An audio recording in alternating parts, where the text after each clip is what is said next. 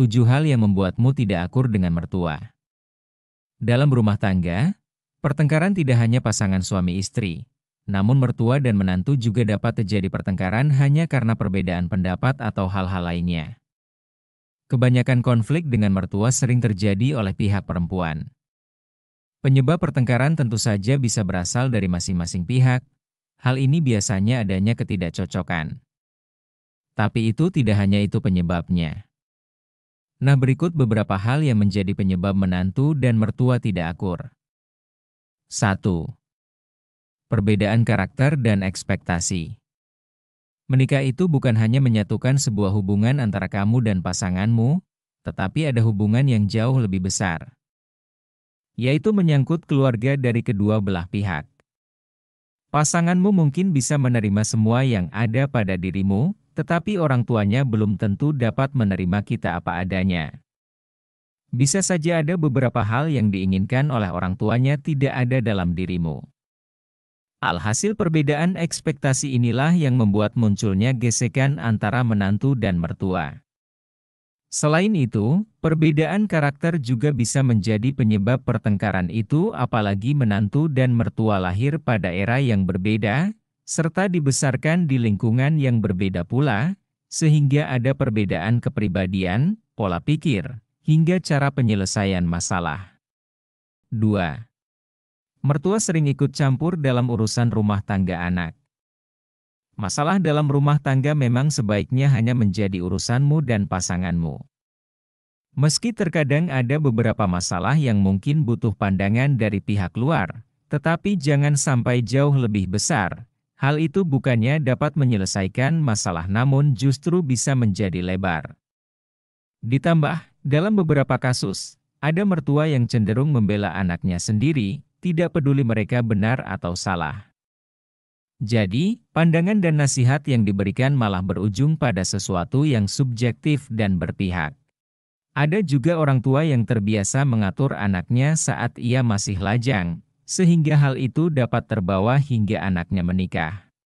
Tidak hanya anaknya yang dituntut untuk menuruti semua perkataannya, menantunya pun bisa ikut menjadi sasarannya. 3. Perbedaan dalam hal mengurus anak.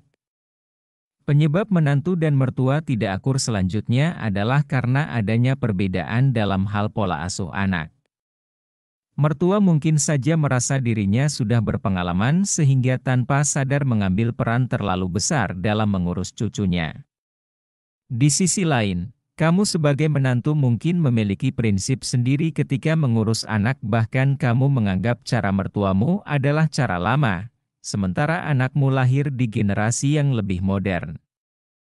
Perbedaan prinsip inilah yang akhirnya menimbulkan konflik antar menantu dan mertua. 4. Menganggap hubungan mertua dan menantu sebagai kompetisi. Konflik antar menantu dan mertua ini lebih banyak ditemui terjadi pada mertua perempuan. Biasanya, ibu itu lebih dekat dengan anak laki-lakinya, sehingga ketika ada perempuan lain yang hadir dalam hidup putranya, secara tidak sadar sang ibu merasa tersaingi. Ibu mertua takut kalau anak laki-lakinya lupa dan mengabaikannya, karena terlalu asyik dengan keluarga kecilnya. Ketakutan ini bisa terus menghantui pikirannya, bahkan saling berkompetisi untuk mendapatkan perhatian dari anak laki-lakinya, sehingga memengaruhi penilaiannya terhadap menantunya. 5. Tinggal satu rumah.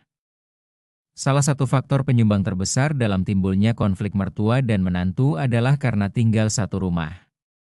Bukan berarti keduanya tidak bisa tinggal dalam satu rumah. Hanya saja dalam kebanyakan kasus kondisi ini menyebabkan banyak konflik terjadi. Ketika ada masalah antar kamu dan pasangan, mertua bisa saja dengar dan langsung ikut campur tanpa basa-basi. Belum lagi kalau adanya keberpihakan, maka menantu bisa terus-menerus dianggap salah meski masalahnya sudah selesai. Itulah mengapa akan lebih baik saat menikah, kamu dan suami lebih baik memiliki tempat tinggal sendiri ketimbang berada dalam satu rumah dengan mertua. 6. Perbedaan gaya hidup. Perbedaan gaya hidup juga menjadi salah satu penyebab timbulnya konflik antar menantu dan mertua. Misalnya, kamu memiliki gaya hidup yang cenderung biasa saja karena latar belakang keluarga yang memang bukan orang berada, sedangkan mertuamu memiliki gaya hidup yang berbeda dengan gaya hidup yang terbiasa dengan hal-hal mewah. Nah, perbedaan tersebut yang dapat menyebabkan kamu dan mertuamu sulit untuk menyatu dan berada pada sisi yang sama. Inilah pentingnya untuk mengenal dan mempelajari tipe keluarga pasangan masing-masing sebelum menikah, sehingga pada saat menikah sudah bisa beradaptasi untuk hidup berdampingan bersama mertua. 7. Baik mertua atau menantu sering membanding-bandingkan. Saat kita tidak menyukai seseorang, bisa saja tanpa sadar kita mencari celah akan kekurangan yang ia miliki dan membandingkan dengan seseorang yang lebih baik. Kegiatan membandingkan inilah yang menyebabkan munculnya rasa kesal dan tidak terima. Jika dari awal mertua atau menantu sama-sama merasa tidak memiliki kecocokan, bukan tidak mungkin kalau keduanya saling membandingkan satu sama lain. Kamu membandingkan mertuamu dengan perlakuan ibumu ketika menghadapi suamimu, atau dengan mertua lainnya yang memiliki sikap lebih baik ke menantunya. Lalu sebaliknya, mertuamu juga melakukan hal yang sama, yaitu membandingkan kamu dengan menantunya yang lain atau menantu teman-temannya, atau yang lebih menyakitkan dia membandingkan dengan mantan dari pasanganmu. Padahal, setiap orang itu pasti memiliki kekurangannya masing-masing, dan yang bisa dilakukan hanyalah beradaptasi dengan semuanya. Hubungan dengan mertua memang tidak selalu mulus, tapi perlu diingat bahwa perbedaan itu wajar. Yang terpenting adalah bagaimana kita menyikapi dengan bijak. Komunikasi, kesabaran dan saling pengertian bisa menjadi kunci untuk memperbaiki hubungan. Jadi, kalau kamu punya pengalaman atau tips lain soal mertua, share di kolom komentar ya. Jangan lupa like, subscribe dan nyalakan lonceng notifikasinya biar nggak ketinggal video menarik lainnya. Sampai jumpa di video berikutnya. Terima kasih sudah menonton.